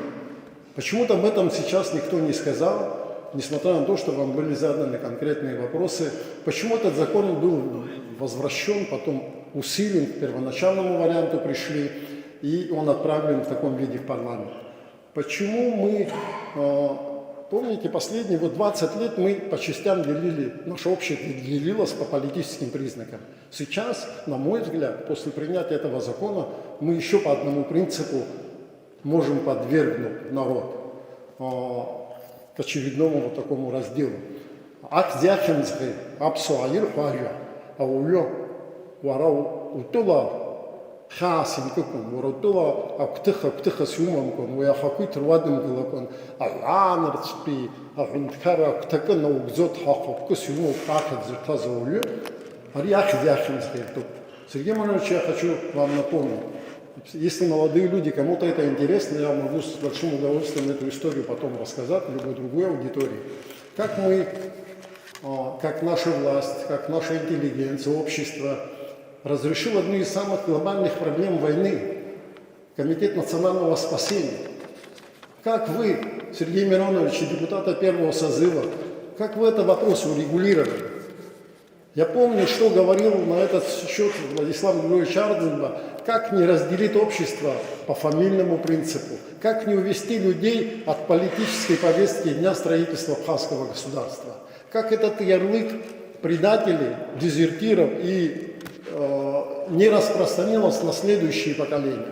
То есть, если мы будем думать ответственно, как на наше общество это отреагирует, мне кажется, что мы многие проблемы решим.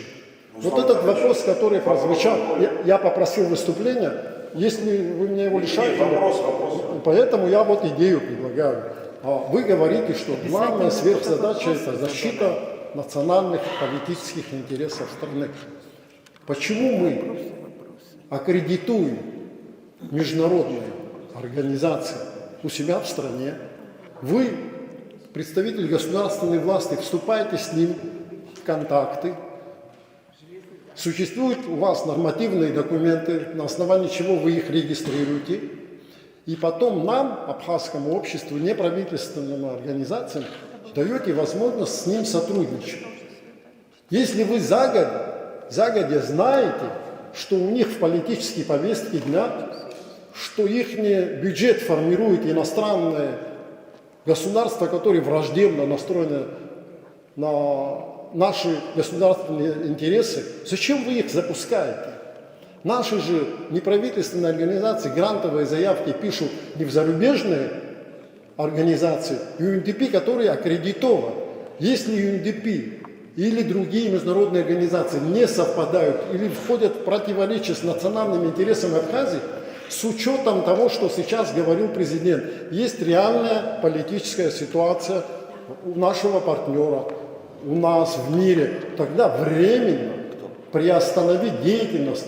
И, во-первых, в этом проекте закона не расшифровано, какие именно международные организации подпадают под этот статус. Вы говорили, гуманитарные, кто занимается, не попадут, а какие вообще именно расшифровать. Дайте нам побольше информации, чтобы мы при подаче грантовых заявок понимали эти организации. Почему об UNDP заговорили, что там часть его бюджета финансирует сейчас, а не 3, 4, 5, 6, 7, 10 лет тому назад. То есть давайте подумаем, какие еще есть механизмы выполнить эту сверхзадачу защиты национальных интересов Абхазии, но при этом соблюсти гражданское согласие внутри абхазского общества. И последнее мое, я был очень рад услышать предисловие к вашему выступлению. И я ощущаю и понимаю, с какой гордостью вы говорили о своем отце, который я лично знал. Вместе с ним исключили тогда из партии Юрия Гудисевича Ругун, Алексея Камуговича Агрба, чья внучка, Дженя, я извиняюсь, Алексей Камугович Дженя, чья внучка состоит в этой организации, которую там подозревают, я не могу разделить, сейчас не хочу при отсутствии президента говорит о том, что существует взаимосвязь движения Харухи Цунды и заявления президента Грузии. На каждое интервью Сергея Шамба Грузия делала заявление, что вы взаимосинхронно действовали, что ли? Ну так нельзя, уважаемые господа. Ну, так нельзя.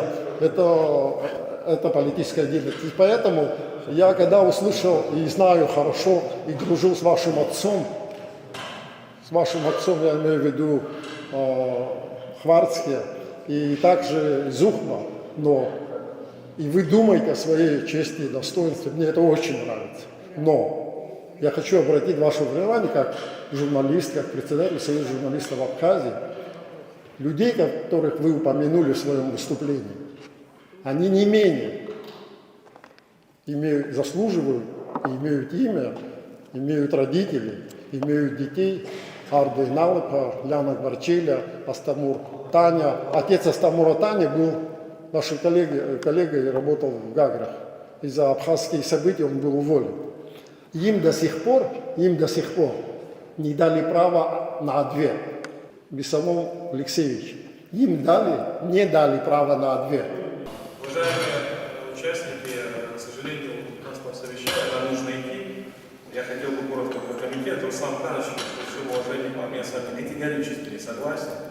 Значит, UNDP – это структура, которая официально является частью инфраструктуры по реализации в Абхазии политики вовлечения без признания. Это написано на официальном сайте Агентства США по международному развитию. Я вам пишу соответствующую ссылку. Это первое. Второе. Никто не аккредитовал UNDP в Абхазии. UNDP в Абхазии аккредитацию не имеет.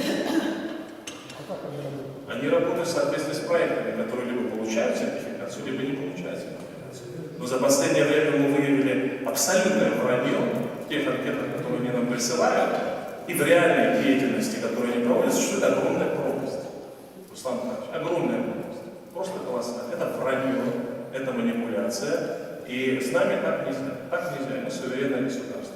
Когда обращаются к нам UNDP, они обращаются к нам мистер Шампан, мистер Арден, мистер Бжайн. Они не признают нас просто. Мы для них никто.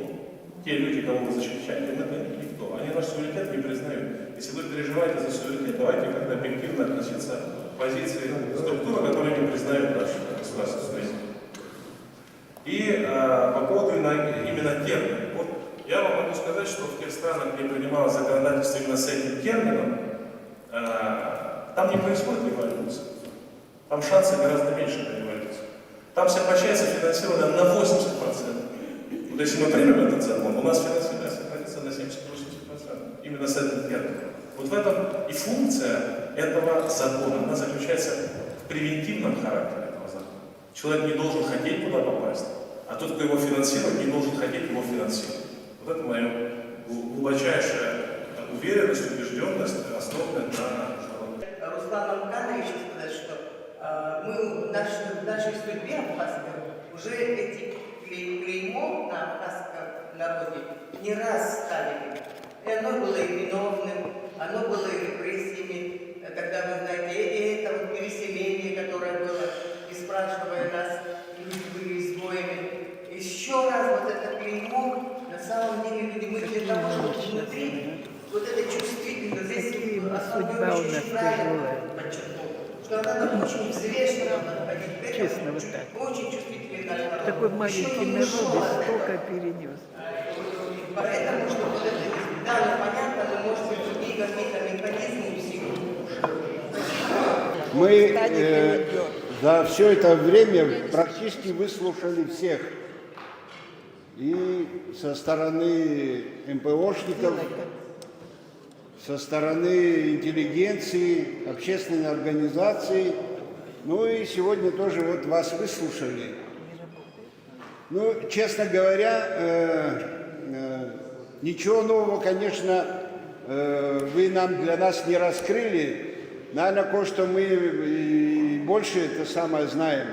Но за все это время, что вот послевоенное, что происходило, отчасти, конечно, жалко нам вот эти неправительственные организации, которые в тяжелое послевоенное время помогали людям, делали добро, но Мы здесь все сидящие не дети. Мы все знаем, что просто так ничего даром никто не будет нам платить. И кто платит, тоже знаем. Сегодня наши люди едут в Грузию, оказывают им медицинскую помощь. 600 в размере, я вот насколько я информирован, в размере 600 тысяч бесплатно гражданам Абхазии. Вы хотите мне сказать, что они нашему народу, нашим гражданам хотят что-то хорошее, доброе сделать? Я думаю, в этом меня никто не убедит. Просто идет борьба за умы людей, за ихние души. Если мы будем поддерживать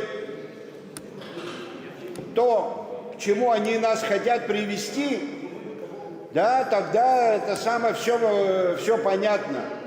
Но с каждой встречи я больше и больше стал убеждаться, что этот закон, наверное, надо было раньше. Завтра у нас будет шапка гореть на голове. Она уже начинает. Не успел этот закон прийти, уже ажиотаж подняли. Я был, честно, удивлен. Удивлен отношение нашей интеллигенции ко всему к этому. Да, конечно, там огромные деньги. Вот буквально вчера, позавчера, вот из официальных источников, вы знаете, на этот год НПОшникам выделяется гораздо больше денег, чем предыдущие годы. Можно сказать, в 2 раза больше. Почему это делается? Мы же не дети все, мы же понимаем. И это исходит деньги от враждебного нам государства. Ну, я думаю, мы все по отношению друг к другу довольно-таки открыто поговорили. Есть еще вопросы, мы всегда готовы, открыты, встретиться с кем угодно, ответить на все вопросы, понимаете? И закон сегодня находится в парламенте. В парламенте он в стадии обсуждения, мы можем какие-то рекомендации, вы тоже можете давать, тем более, что Общественная палата имеет право юридическое в обсуждении своих людей делегировать, принимать участие активно.